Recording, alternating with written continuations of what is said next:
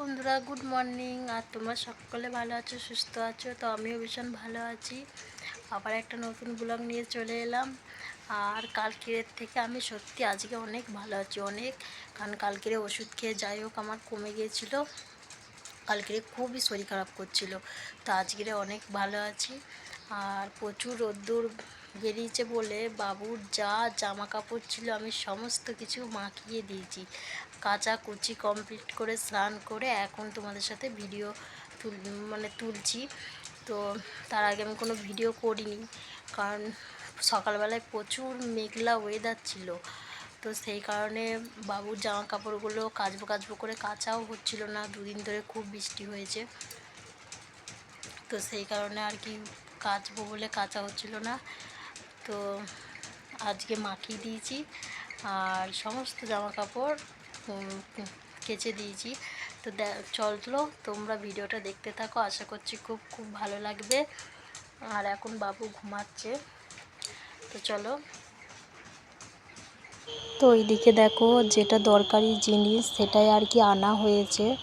তো এটা না আনলেও নয়, তো এটা হচ্ছে ইন্ডাকশান। তো এটা আর কি কারেন্টে লাগিয়ে রান্না করা হবে। তো ওর বাবা গিয়ে নিয়ে এসেছে। তো ওর বাবা ছোট বোর্ড বলে লাগছিল না, তখন বড় বোর্ড কিনে আনলো। তো এখন লাগিয়ে দেবে, তারপরে রান্না বান্না করা হবে। তো এটার দাম নিয়েছে প্রায় মোটামুটি ৩,৫০০ টাকা দাম নিয়েছে, জানো। আর এটা মনে হয় এটা কি জানিও তো, এই জালটা কি করা হবে আর কি বুঝতে পারছি না। তো আমাদের তো এসব কোনোদিন ব্যবহার করা হয়নি, তো এই প্রথম নেওয়া হয়েছে, কারণ খুবই দরকার ছিল। আমি এখানে এসেছি, রান্নাবান্নার খুবই অসুবিধা হচ্ছে, তো সেই কারণে আর কি নেওয়া হয়েছে। তো ওইটা কি জাল সেটা তোমরা জানিও কেউ যদি দেখে থাকো। আর এদিকে সব জামা কাপড় কেচে দিয়েছি সকাল সকাল, তো সেইগুলোই আর কি মেলে দিয়েছি। আর এদিকে বাবুর জামাগুলো বললাম যে সব মাখিয়ে দিয়েছি। তো বাবুর জামাগুলো সব মাখিয়ে দিয়েছি, দিয়ে কেচে মেলে দিয়েছি। তো এখন যাচ্ছি ওর বাবার কাছে, কারণ ওর বাবা তুলে রেখেছে ডিমের শাক, আর এখানে খুব ডিমের শাক হয়েছে, তো সেটাই আর কি আনতে এসেছি। ওর বাবা কি কাজ করে সেটাই তোমাদেরকে চলো দেখাই। এই দেখো, এটা হচ্ছে ডিমের শাক, তো তুলে রেখেছিল, এটাই আর কি নেওয়া হয়েছে। আর এদিকে দেখো ওর বাবা মেশিন চালাচ্ছে আর কি, মেশিন ঘরে রয়েছে, তো মেশিন চালানোরই কাজ করে। বন্ধুরা, আস্তে আস্তে পুরো হাঁপিয়ে গেছি। আর এই যে এটা কি বলো তো, এটা হচ্ছে শাক, ডিমের শাক। তো এটা আর কি সেদ্ধ করব, সেদ্ধ করে পেঁয়াজ কুচিয়ে লঙ্কা তেল সর্ষের তেল নুন দিয়ে মাখবো, মেখে ভাত খাবো। আর ওখানে তরকারি হচ্ছে, তো ভাত আনবে, তো আমি এটা আর কি করে আর কি ভাত খাবো। তো এইটুকুনি আসতে আমি হাঁপিয়ে গেছি, এসে পুরো বসে পড়েছি। তো চলো আজ আর দেরি করে লাভ নেই, তো যখন করতেই হবে করে নিই, নাহলে আবার ছেলে উঠে পড়বে। তো চলো। তো এইদিকে ডিমের শাকগুলো ছুট্টি করে কেটে নিলাম, কারণ ও তুলেছিল ডাঁটি দেখে। তো ডাঁটিগুলো কি আর সেদ্ধ করা যাবে না, ভালো হবে না খেতে। তো সেই কারণে ছোট্ট করে আবার ঘরে এসে বানালাম, ছোট করে কেটে নিয়েছি। তো এখন ডিমের শাকগুলো ভালো করে কলেতে ধুয়ে এনে এখন ডেস্কে জল নিয়ে নিয়েছি। তো এতেই আর কি তুলে নিয়ে এখন সেদ্ধ বসিয়ে দেবো ইন্ডাকশানে। তো এই যে আমাদের ইন্ডাকশান, তো এটাই আর কি লাগিয়ে দিয়েছিল, তো এখন আমি জ্বালিয়ে নিচ্ছি। তো এটাই আর কি এখন আমি বসিয়ে দেবো। আর প্রথম মনে করছিলাম যে হয়তো চালাতে পারবো না, নিতে হবে না।